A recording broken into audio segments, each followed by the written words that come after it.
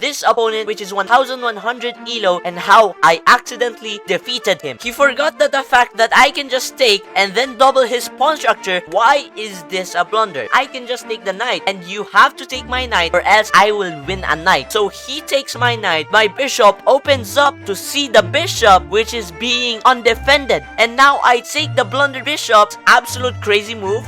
He literally goes bishop to h6, which literally blunders a full queen, which is insanely, I don't know why it is a mistake. Why is it a mistake? I can just take the queen. It's a blunder. It's not a mistake. By the way, in the next few games, he will beat me. Like, literally, he will beat me brutally soon. In some moves later, I blundered somehow the rook. Amazing, right? Amazing. And I blundered the rook. That's fine. Losing to a 1000 player is fine. Hello everybody, welcome to another special video. In this special video, today I am going to be showing you or analyzing you this opponent, which is 1100 elo, and how I accidentally defeated him. So what are we waiting for? Let's do it. By the way, in the next few games, he will beat me. Like, literally, he will beat me brutally soon. But in this first game, he accidentally not beat me and lost the whole game. Threw the whole game apart. So we're going to see e4. He's going to do the aggressive line. But what? As I go for d5, that will literally challenge his pawn on e4 and will force him not to do any aggressive line anymore. And that will allow me to do an aggressive line. I'm going to do the Portuguese gambit. He's going to go knight to c3. I take the pawn. He goes knight to f3. He develops both his knights on these two squares, which is on c3 and on f3. And I took the pawn on d5. So he forgot that the fact that I can just take and then double his pawn structure, which is really bad for him. Double pawns are very disadvantageous when you're white or black. So we got knight to c6, and then we got bishop to b5, pinning my knight to the king. So anywhere I put this knight, the king will be taken. And also we got bishop to d7, trying to neutralize the pin. So any random move onto a6 right here, he will take my knight. I will double my own pawn structure. So instead of going for a6 first, I'm going for bishop to d7, because now I'm gonna go pawn to a6, and if he's going to take, I'm going to take with the bishop, not with the pawn to double my pawns anymore. But that's not what happened. White got castled, not did any random move. This castling is a good move because it connects the queen and also makes the king safe on the white side and on the king side also. We got pawn to a6, attacking the bishop on b5. He doesn't trade my knight because of the fact my bishop will become powerful if he trades my knight. And I go pawn to e6, trying to open up my bishop, trying to develop it to one square maybe. He goes pawn to d4, which is an active move because of the fact he's going to open his bishop and also trying to take the center. Yeah, and I'm gonna go bishop to e7. Coming from my position right now, it's being kind of passive because of the fact my pieces are not really attacking the center. It's more passive, but it's more solid in my point of view. We got rook to e1, which attacks the pawn on e6. Nothing to really worried about, but now he's got this very open file for me. I castled, which is a very good move. It literally connects the rook and the queen, and will connect the rook to the rook if my queen moves up one square, and now my king is safe. Now we got bishop to f4. That is a reasonable move to make your bishop more active. I go pawn to h6 to avoid getting back rank checkmate in the endgame. We got knight to e5. So this is where the blunder starts. Why is this a blunder? Because of the fact I can just take the knight, and you have to take my knight or else I will win a knight. So he takes my knight, my bishop opens up to see the bishop, which is being undefended, and now I take the blunder bishop because of the fact I take the blunder bishop. What do you expect me to do? Not to see the blundered bishop? Come on, I'm 845. Why wouldn't I see that? Okay. But anyways, we got queen to g4, looking for checkmate possibilities because of the fact he just blundered. He's 1000, by the way, just to remind you, 1100. And I go pawn to f5, and I'm attacking his queen on g4, and then this absolute crazy move, he literally goes bishop to h6, which literally blunders a full queen, which is insanely, I don't know why it is a mistake. Why is it a mistake, by the way? Why is it a mistake? I can just take the queen. It's a blunder. It's not a mistake.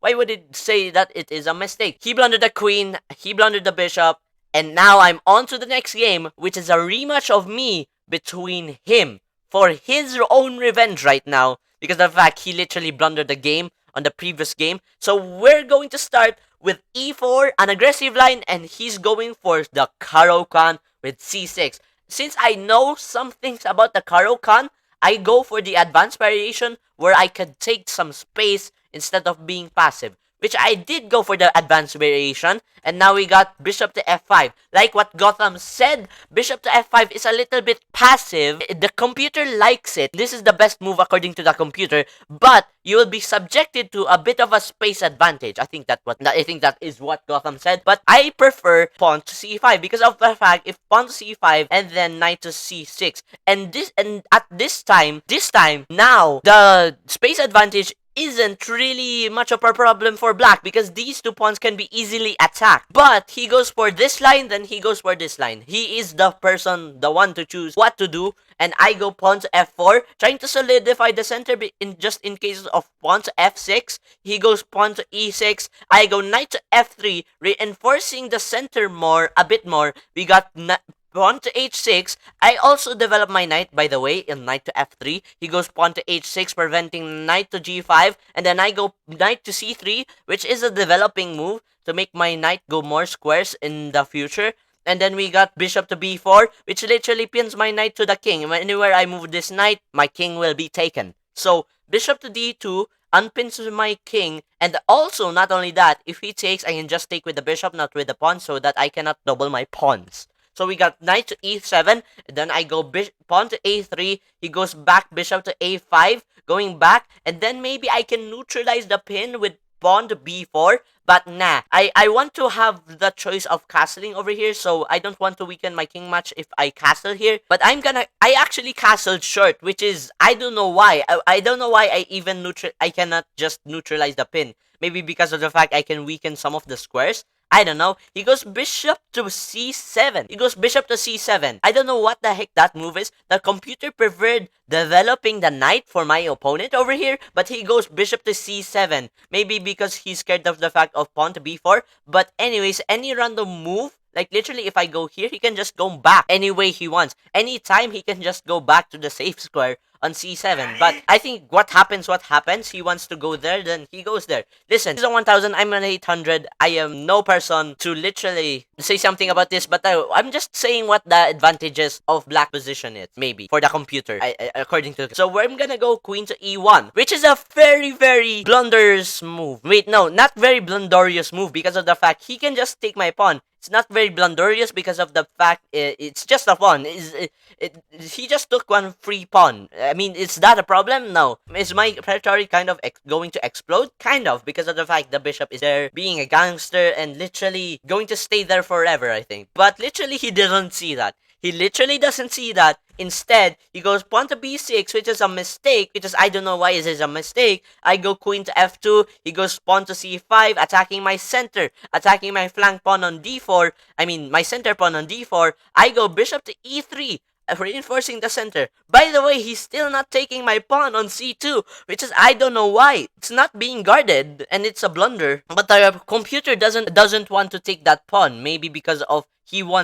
maybe the computer wants to develop the knight first and then take the pawn. I don't know. I go in rook to c1 and I defend that pawn on c2, which I almost blundered. If I blundered that, he would have seen that. Anyways, I go pawn to b4, trying to attack in the center, taking some more space from him, and he goes en passant, which is, I literally forgot that line. I didn't know en passant very much at that point of view. I took the pawn, which he literally used to en passant, and I go rook to a1 because everything is about to explode on this side. I go pawn to b4, he goes bishop to b6, escaping the danger of my pawn on b4, because if he doesn't move the bishop, he will be taken. So, bishop to b6 is a nice move. I go rook to c1, maybe potentially opening up the file here, because if the knight moves anywhere, my rook will be very, very powerful on that file. I'm just gonna go rook to c1, and then we got pawn to a5, attacking my pawn on b4. I took the blundered pawn, because he pushed.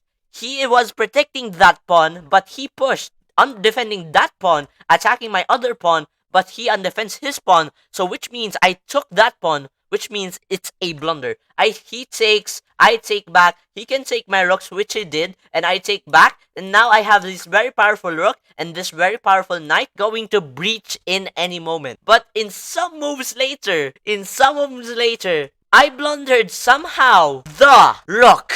Amazing, right? Amazing. A blunder after another. What? Maybe because of the fact I was underestimating him because he literally blundered a queen on the game. Possibly, yeah, possibly. But damn, I blundered the rook. But that's fine. Losing to a 1000 player is fine. I'm an 800, so what? I lost to a 1000 who is better than me?